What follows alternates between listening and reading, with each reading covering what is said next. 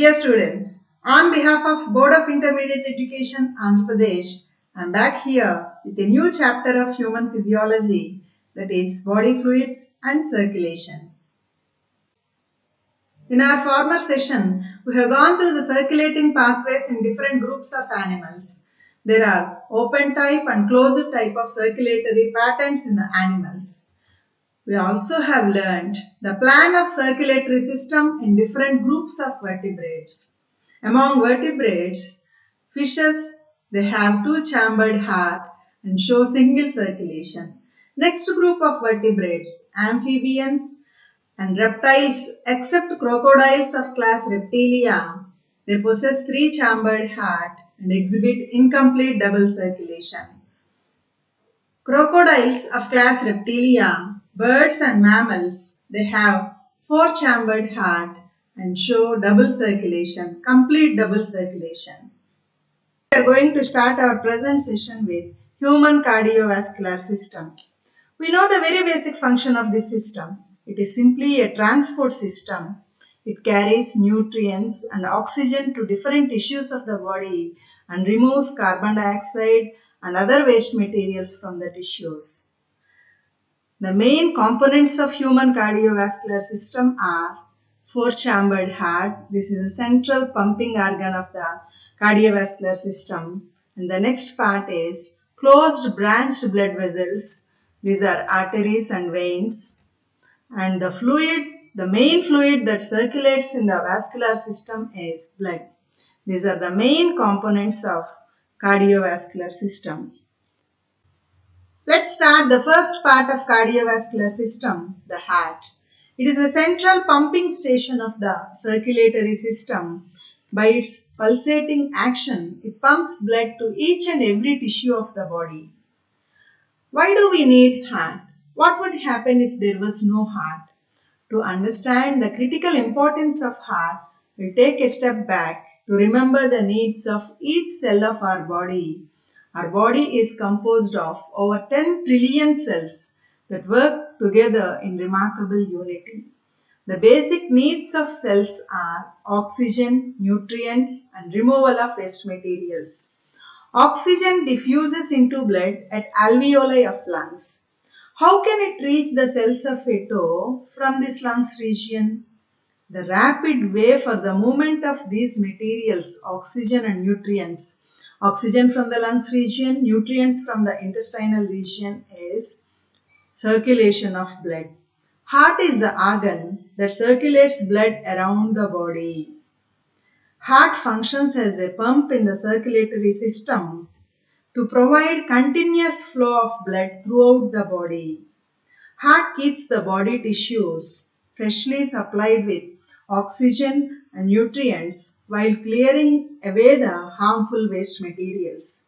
Without heart, the body would not be able to receive vital oxygen and nutrients.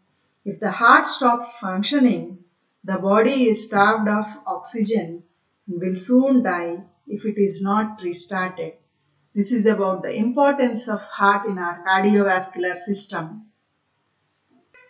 Heart is the thick-walled muscular organ. The wall of the heart is made up of cardiac muscles. Strong cardiac muscles are present in the wall of the heart. And heart is the pulsating organ. By its pulsating activity, it maintains the flow of blood, continuous flow of blood throughout the body. Coming to the external features of the heart is mesodermal in origin. We know the three germinal layers during embryonic development. They are ectoderm, mesoderm and endoderm. Heart is developed from this embryonic layer mesoderm. So it is said to be mesodermal in origin. Coming to the location of the heart, you observe the picture. Heart is located in the thoracic region. It is situated in the mediastinum. What is mediastinum? It is the central space in the thoracic cavity. The region in thorax between the two lungs is said to be mediastinum. If you observe, there is a slight depression in the left lung that is known as cardiac notch. Heart fits into the cardiac notch of left lung. So the location of heart is in the thoracic cavity, in between the two lungs, slightly towards the left side. Next point is size of the heart. Heart is of the size of a clenched fist. Coming to the weight of the heart, in case of females, it weighs 230 to 280 grams. In case of males, weighs 280 to 340 grams. Heart is heavier in males. Coming to the shape of the heart of human beings is slightly triangular. The upper part is wider and the lower part is narrower. The interesting point in the heart of mammals is the apex is slightly turned to the left side. Where is the apex of the heart? The lower part of the heart is known as apex. But generally, the lower part is known as base and the upper part is named as apex. But in case of heart of mammals, the regions are identified with different names. For that, there is a specific reason. We have to remember the point, that is, when we talked about the heart of amphibians, we said that it has evolved from the heart of fishes. Fish's heart was tubular, the upper compartment was ventricle and the lower one is atrium or auricle. As evolution took place, the atria or auricles came up. So the upper part is termed as base and the part within ventricles is said to be the apex of the heart. That's why we say this point as the heart of mammals, the heart of human beings. The apex is slightly turned towards the left side. Let's now get into the next part of external structure, pericardium. What is pericardium? Peri means around, cardium is related to heart. So pericardium is present around the heart. Heart is covered by double-walled pericardium. What are the two walls present in the pericardium? They are outer fibrous pericardium, this is outer layer, and the next one is inner serous pericardium. The inner layer is said to be serous pericardium. The serous pericardium is again two-layered.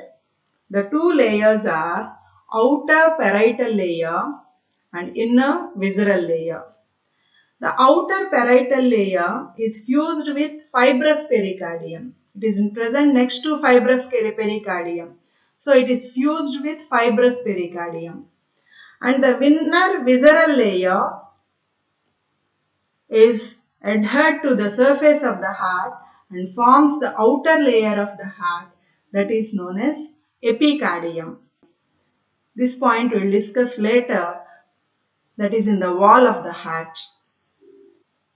The two layers of inner serous pericardium, the parietal layer and visceral layer, are separated by a narrow space known as pericardial space. This space is filled with pericardial fluid. This fluid performs some important functions. What are the functions of pericardial fluid? This fluid acts as lubricant and reduces the friction between the two membranes of pericardium. And it also allows the free movement of the heart during the heartbeat. This is about the pericardial layers, pericardial space and pericardial fluid and its functions. Let's talk about the wall of the heart. The wall of the heart is made up of three layers. They are outer epicardium. This is made up of simple squamous epithelium and it is formed from the visceral layer of pericardium. Observe the picture here. This is the pericardium, outer fibrous pericardium here. These are the two layers of serous pericardium, outer parietal pericardium and inner visceral pericardium. This inner visceral pericardium forms the epicardium. And in between these two layers, the space is said to be pericardial space and it is filled with pericardial fluid. So epicardium is outer layer in the wall of the heart. And next layer is myocardium.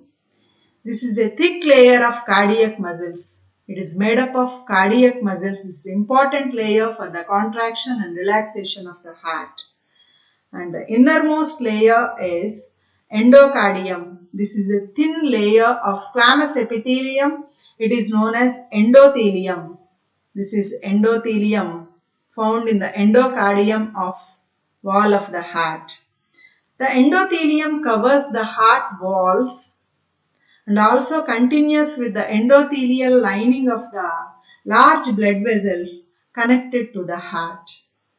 This is about the layers present in the wall of the heart. As already known, human heart has 4 chambers. They are 2 atria or auricles. These are upper smaller chambers. This is the right atrium and this one is the left atrium. These are the upper smaller chambers. Next are 2 ventricles. These are lower larger chambers. This is right ventricle and this is left ventricle. These are the 4 chambers of the heart visible from the outside.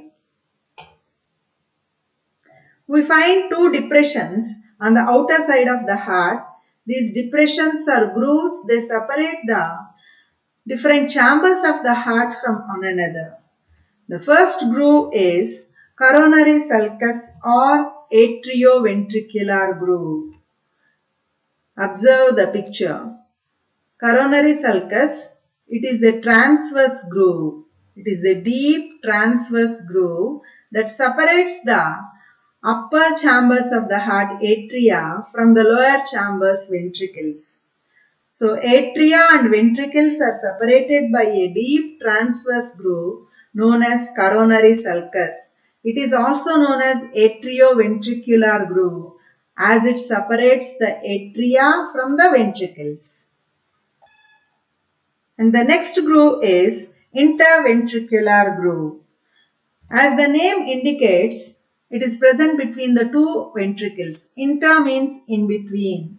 So this groove is present in between the 2 ventricles, in between the right and left ventricles. In human heart, we find 2 interventricular grooves. On one side of the heart, there is anterior interventricular groove. On the other side, we find posterior interventricular groove. So, totally 2 interventricular grooves, anterior and posterior interventricular grooves are found in the human heart. The coronary arteries and their branches are lodged in these grooves. I'll show you one important structure in this picture. The muscular pouch-like projection from each atrium is known as auricular appendix. This is the atrium of the heart. Here there is a small conical ear-shaped pouch projecting from the upper portion of the atrium. This is known as auricular appendage or auricular appendix. What is its significance? It increases the atrial volume slightly. Up to now, we have discussed the external structure of the heart, about the shape, location, size of the heart, pericardium, different layers present in the wall of the heart and the external appearance of the chambers of the heart and the grooves observed on the external surface of the heart and auricular appendix. Before going to the details of internal structure, let me mention some basic points of the circulatory system first. Then we'll take up the next part, that is complete internal structure of the heart. The first point I would like to mention is the right chambers of the heart, both right atrium and right ventricle, always contain deoxygenated blood. It is shown with blue color. So blue color indicates deoxygenated blood in this chapter. Coming to the left side of the heart, we always find oxygenated blood in left chambers. So left chambers contain oxygenated blood and this is shown with red color.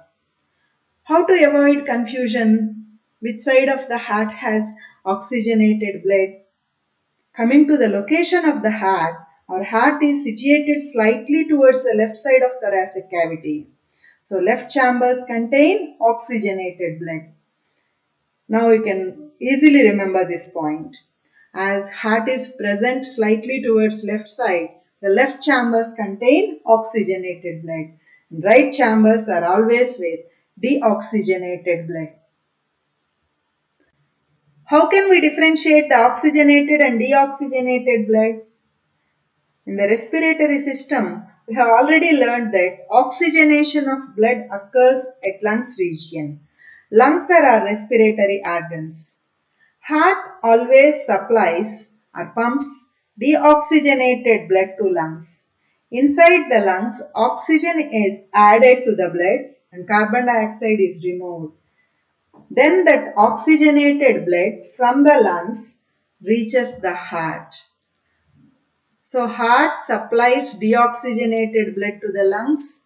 Inside the lungs, at the alveolar region, gaseous exchange takes place and carbon dioxide is removed from the blood and oxygen is added to it. Then that blood is known as oxygenated blood and it is sent to the heart for circulation. This is about the deoxygenated and oxygenated blood. How does heart receive and pump the blood? All of us know the answer pretty well. That is through blood vessels. The two main types of blood vessels are arteries and veins. Arteries carry the blood away from the heart and veins carry the blood towards the heart. So heart pumps the blood through the arteries and receives the blood through the veins.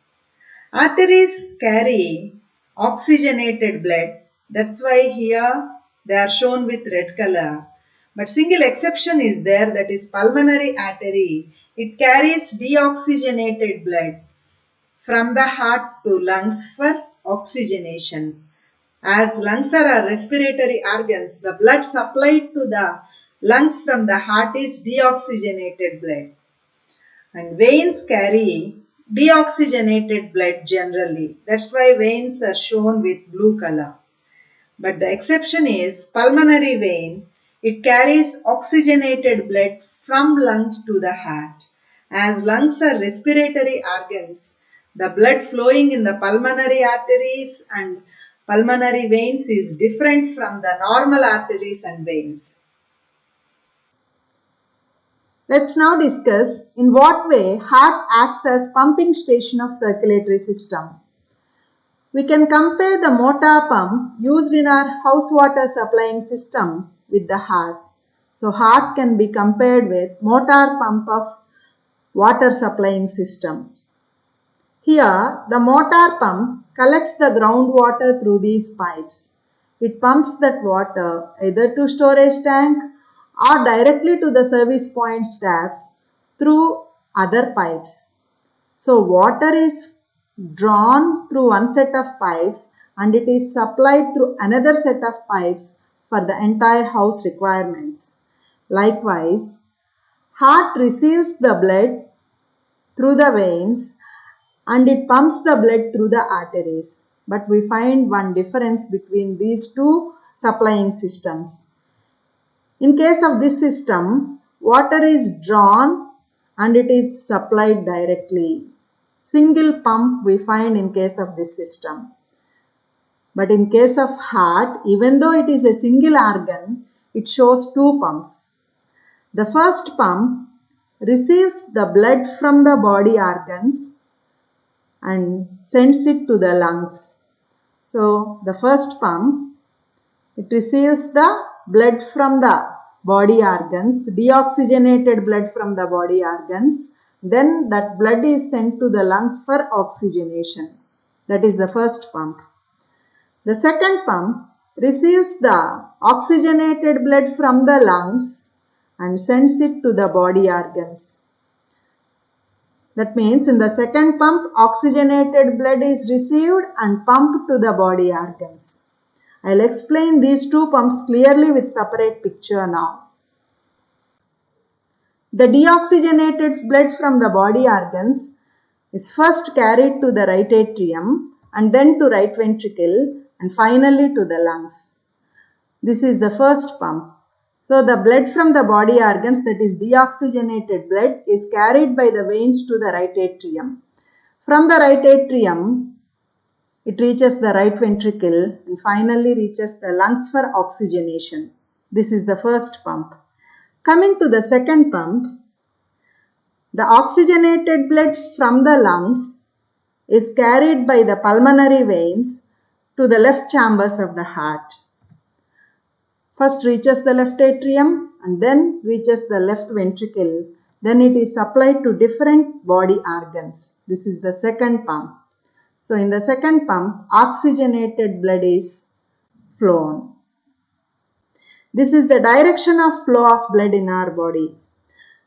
Left ventricle pumps oxygenated blood to different body organs and right ventricle pumps deoxygenated blood to the lungs. Now I'll explain you the septa present inside the heart. What are the septa? Where are they located? The septa are nothing but partitions separating the different chambers of the heart. What are the different septa present inside the heart? First one is interatrial septum. Inter means in between. Atrial septum means it is present in between the two atria. So the septum that is separating the right atrium from the left atrium is interatrial septum. And the next one is interventricular septum. This is present in between the right and left ventricles. This separates the right ventricle from the left ventricle. These two septa are present between the right and left chambers of the heart. We already know the point that the right chambers of heart contain deoxygenated blood and left chambers contain oxygenated blood. So these two septa prevent the mixing of the oxygenated and deoxygenated blood. Next septum is atrioventricular septum. As the name itself indicates, the septum is present between the upper chambers atria and the lower chambers ventricles. Here there is atrioventricular septum. This is a membranous septum and it bears atrioventricular pores. Let's have a small discussion on the valves. What is valve? Generally, valve is a component in piping system and it is used to control the flow of fluid through the system. Here, this is the piping system and this moving yellow colored one is the valve. Here, the valve is regulating the flow of water in this piping system. When the valve is open, water is flowing forward. When valve gets closed, the flow of water is stopped. This is the mechanism of working of the valve. Then what is the importance of valves in our cardiovascular system, particularly the heart? As the heart is the pumping station of circulatory system, blood flows continuously through different chambers of the heart. Valves regulate the flow of blood inside the heart. Blood passes through the valves before entering and leaving each chamber of the heart. They act as one-way inlets or outlets of blood. Heart valves are mainly composed of fibrous connective tissue. As the heart muscles contract and relax rhythmically, the valves open and shut, allowing the flow of blood and preventing the backward flow of blood. When the valves open, the flow of blood is allowed. That means blood flows forwards. When the valve is closed, it prevents the backward flow of blood. Like this, by opening and closing actions, valves regulate the flow of blood. These are the basic concepts of circulatory system, particularly the heart. Now we'll get into the next part, that is internal structure of heart.